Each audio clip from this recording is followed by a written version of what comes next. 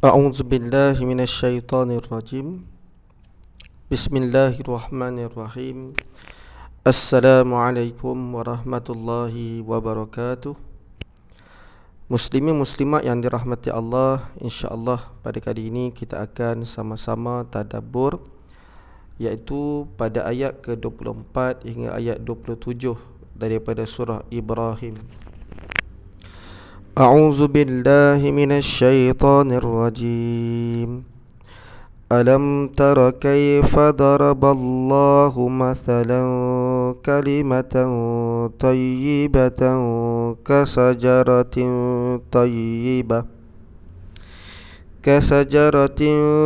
طيبة أصلها ثابت وفرعها في السماء تؤتي أكلها كل حين بإذن ربها ويضرب الله الأمثال للناس لعلهم يتذكرون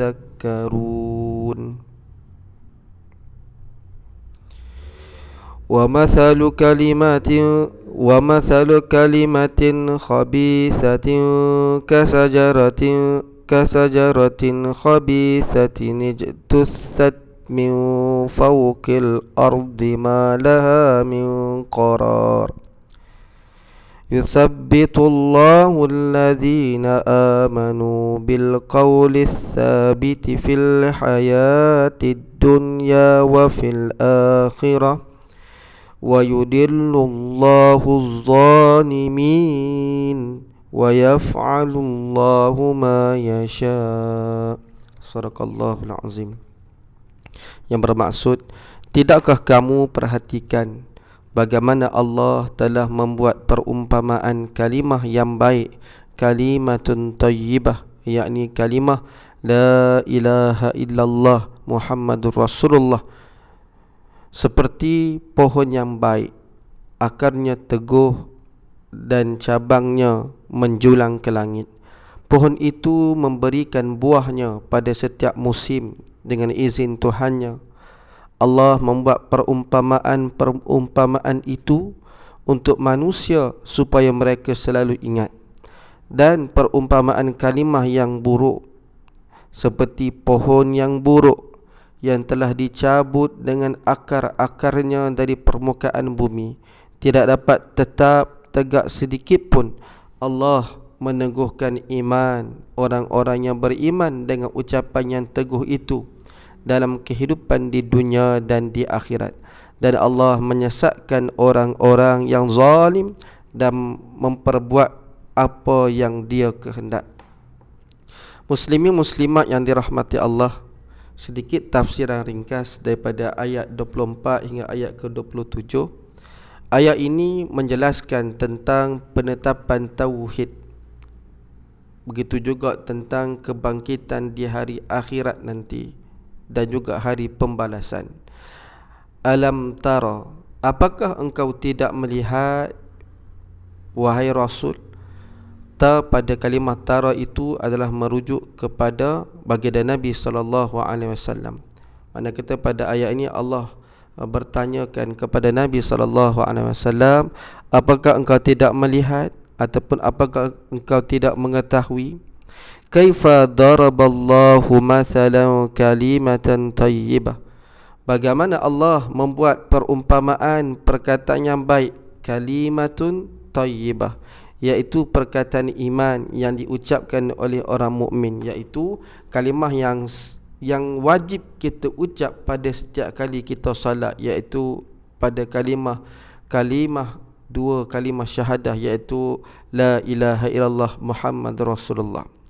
Kasajarati thayyibatin, iaitu diumpamakan pohon yang baik. Disebutkan dalam tafsir Al-Wajiz oleh Dr. Wahbah Zuhaili, mengatakan bahawa pohon yang baik itu adalah pohon kurma, kerana pohon kurma ini adalah pohon yang sinonim yang ada pada waktu itu, ini di kawasan negara Arab, khususnya di Mekah. Asluha thabit, akarnya kukuh, yakni di dalam bumi, wa far'uha, dan cabangnya menjulang tinggi, fis sama, ke langit. Pelajaran daripada ayat ini bahawa Allah Ta'ala menggunakan metod perumpamaan. Kenapa Allah gunakan perumpamaan mathalan, kan? Jadi boleh kita ambil bagaimana bahawa metod perumpamaan ini adalah metod yang mudah untuk memberi kefahaman kepada semua orang.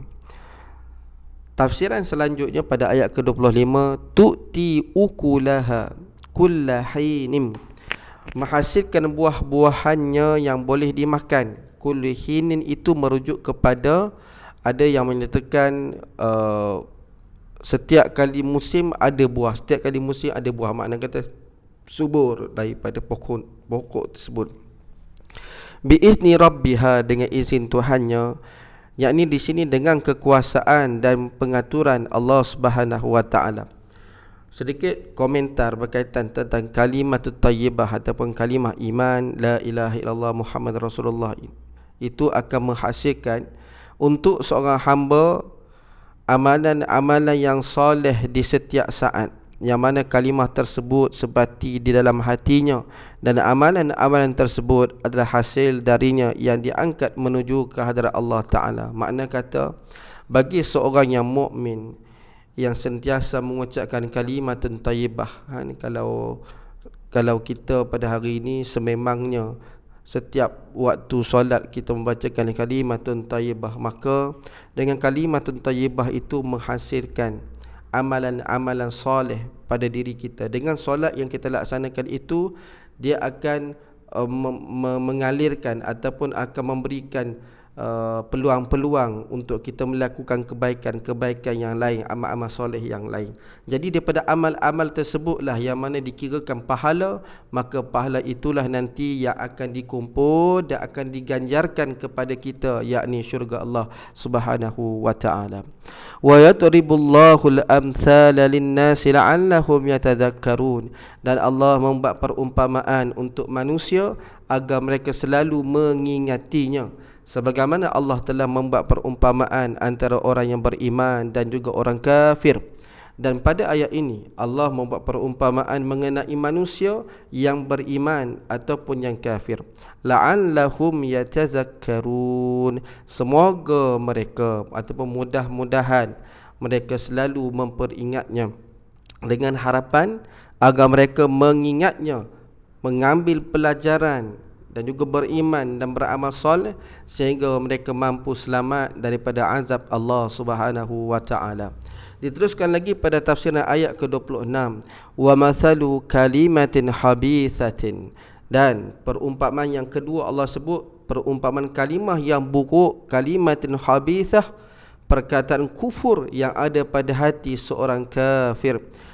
Perumpamaannya kasajaratin habithatin, seperti pohon yang buruk. Disebutkan oleh Dr. Wahbah Zuhairi seperti buah hanzalah.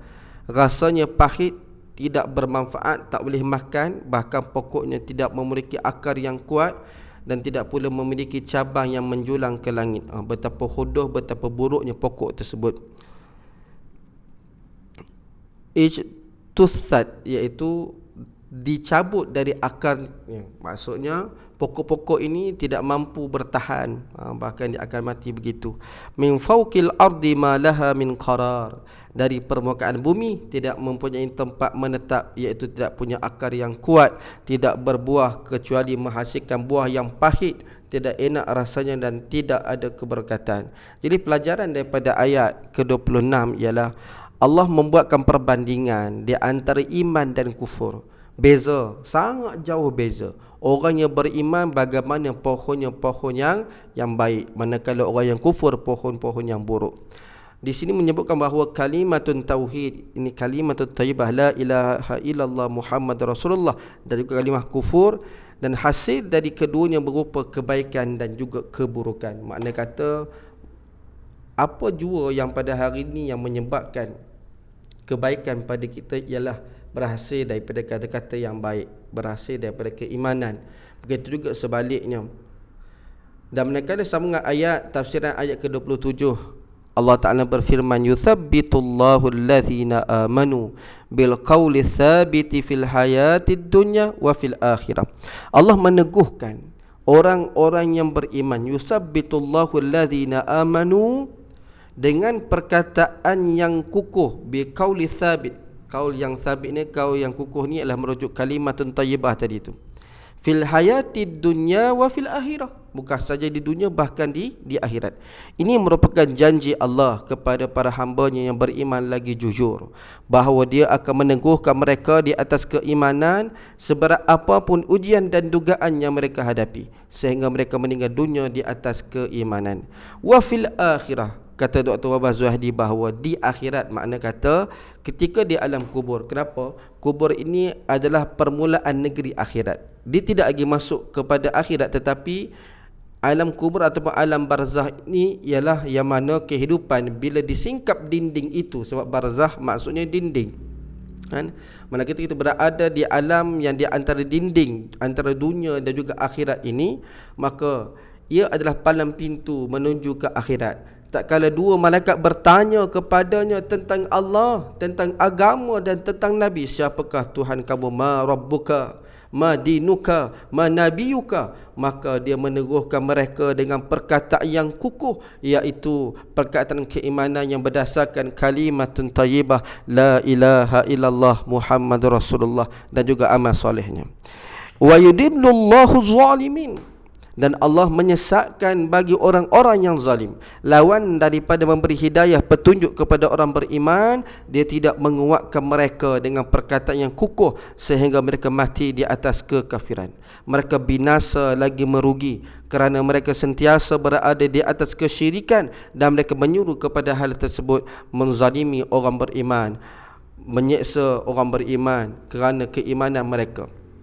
Muslimin muslimat yang dirahmati Allah, penutup ayat ini Allah Subhanahu wa taala tutup dengan satu kalimah yang sangat bermakna. Allah kata, wa yaf'alullahu ma yasha, dan Allah melakukan apa saja yang Dia kehendak. Penegasan akan kehendaknya yang bebas, tak terbatas bagi Allah Subhanahu wa taala. Dia boleh meneguhkan sesiapa pun yang Dia kehendak, serta menyesatkan sesiapa pun yang Dia kehendak. Maka tidak ada hal yang mampu melawan dan mengingkarinya. Bersamaan itu juga Dia memberikan petunjuk, yakni hidayah, dan juga menyesatkan seseorang berdasarkan hikmahnya. Dia yang menjadikan hidayah dan begitu pula Dia juga menjadikan kesesatan sebagai tanda kasih sayang dan keadilannya. Muslimin muslimat yang dirahmati Allah, pelajaran daripada ayat ini, ayat ke-27 ini, yakni inilah dia khabar gembira bagi orang-orang yang beriman, iaitu pertolongan dari Allah baginya kerana keimanan mereka hinggalah sampai ke ajal menjemputnya. Mereka masih lagi beriman kepada Allah. Bahkan bukan setakat itu saja, pertolongan Allah itu sehinggalah ia diselamatkan daripada azab kubur, iaitu diselamatkan daripada pertanyaan malaikat Munkar dan Nakir.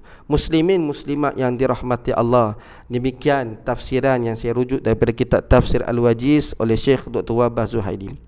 Apa yang boleh kita tadabbur bersama ialah yang pertama, betapa indahnya ayat ini kerana Allah Ta'ala menggunakan ayat perumpamaan. Jadi metod perumpamaan ini memudahkan pemahaman. Jadi daripada ayat kita faham bahawa yang pertama, kebenaran dan keimanan itu diibaratkan pohon yang baik. Akarnya teguh membenam ke bumi dan dahannya menjulang ke langit. Jadi apa yang disebutkan pada ayat ini bahawa menunjukkan kebenaran yang tertinggi adalah kalimatun tayyibah. Di atas muka bumi ini, inilah kalimah yang paling baik, inilah kalimah yang paling agung, la ilaha illallah Muhammadur Rasulullah, yang mana tersimpul pada kalimah tauhid itu, kalimah yang membezakan antara seorang mukmin dan orang kafir, kalimah yang membawa kita ke syurga. Bersyukurlah bagi kita yang hari ini mendapat nikmat iman dan juga Islam, dan berdoalah kepada Allah agar kita sentiasa istiqamah Seperti mana kata Nabi SAW, Qul amantu billah summa istaqim. Nabi kata, Qul, katakanlah, aku telah beriman kepada Allah, dan Nabi suruh kita, hendaklah kamu istiqamah. Dan perkara yang kedua disebutkan perumpamaan dalam ayat ini, iaitu kebatilan dan kemusyrikan pula diibaratkan seperti pohon yang buruk, akarnya lapuk hingga tercabut dari tanah dan sentiasa goyah. Yakni kebatilan itu tersimpul pada kalimah-kalimah yang buruk, iaitu ucapan-ucapan yang mengandungi kekafiran, kemusyrikan, atau yang mengajak kepada perbuatan maksiat. Jadi perkara ini yang sama-sama perlu untuk kita perhatikan. Soalannya, untuk sama-sama kita renung, untuk sama-sama kita perhatikan, kenapa Allah gunakan perumpamaan pokok? Kenapa? Dalam untuk membezakan antara hak dan juga batil, nak membezakan antara keimanan dan kekufuran. Baik, di antara apa yang boleh kita kongsi ialah yang pertama, iaitu mudah difahami. Bila kita tengok pokok kan, yang daunnya layu dan kering, fahamlah bahawa ia kekurangan air. Mungkin disebabkan hujan tak turun kan, kemarau berpanjangan. Lalu bagi mereka yang berakal, mereka akan siram air padanya. Dan bila Allah buat perumpamaan ini, sepatutnya manusia boleh faham dan juga beriman kepada Allah Subhanahu wa taala. Sebab apa? Sebab pokok ni benda simple, benda yang mudah kita boleh faham bagaimana gaya hidup pokok dan seumpamanya. Jadi Allah gunakan pokok, apatah lagi yang ada di muka bumi kota Mekah pada waktu itu adalah pokok kurma. Jadi mereka boleh lihat bagaimana Allah memberikan perumpamaan kepada pokok ini. Yang kedua, pada sudut evergreennya tentang pokok ini, maksudnya apa? Sampai bila-bila pun pasti kita akan dapat melihat pokok. Ini menunjukkan bahawa perumpamaan ini menghabarkan kepada kita bahawa sampai hari kiamat pasti ada dua golongan ini.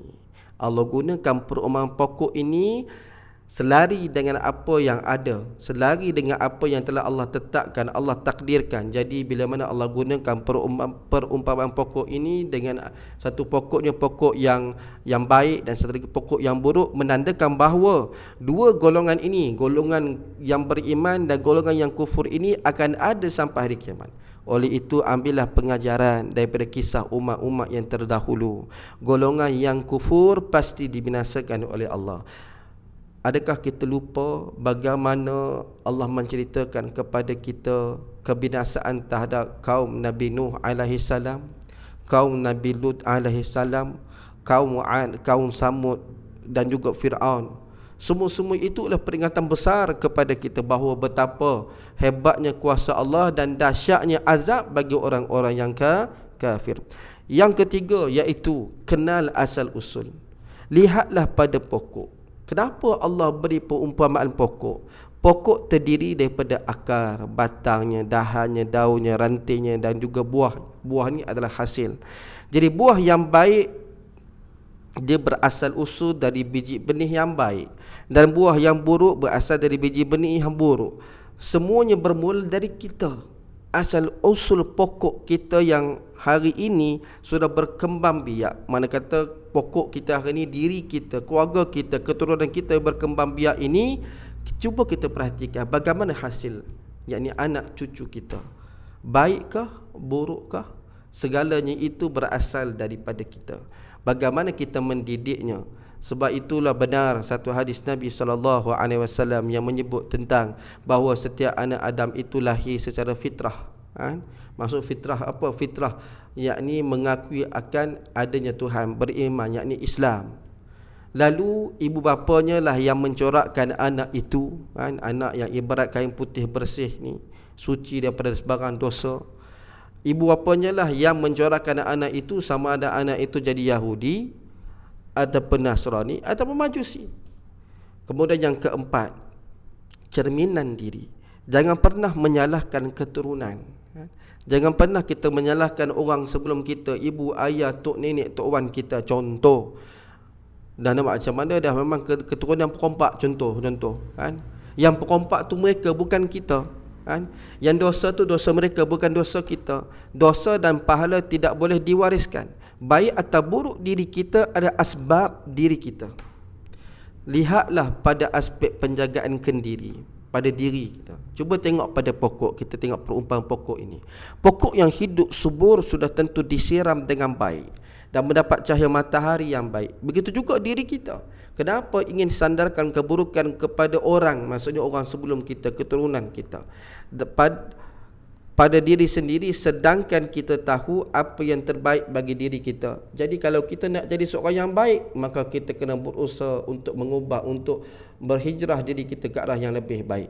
Muslimin muslimat yang dirahmati Allah, maka perkara yang kedua yang boleh kita ambil ibrah daripada ayat ini ialah bagaimana aspek penekanan yang besar disebutkan pada ayat ini ialah kewajipan memelihara keimanan.